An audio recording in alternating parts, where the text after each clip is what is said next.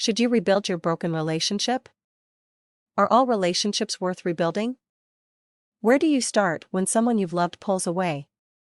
How do you cope with the feeling of being rejected after you've poured your heart and soul into a relationship that's now coming apart at the seams? How do you begin to choke down the pain and hurt that eats away at you from the very bottom of your soul and causes you to become nauseous whenever you're rebuffed after giving so much for so long? Dealing with a broken relationship is very much like dealing with the death of a loved one. Sometimes it's worse, because at least in death, you don't have to deal with the agony of knowing they're trying to be with someone else or trying to get some space.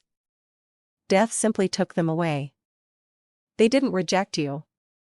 Rejection is death without dying. So, the question becomes, should you rebuild your broken relationship? Well, first of all, you have to determine if the relationship was actually right to begin with. And for this, you should try to get an honest, unbiased third-party viewpoint. Maybe find a close friend that's open and whose opinion you value, and then go have a cup of coffee somewhere and honestly discuss what took place. Now, explicit details aren't necessary, but you should do your best to relate the facts as undistorted as possible. Try to be as objective as you can, realizing that your point of view is always going to be somewhat biased.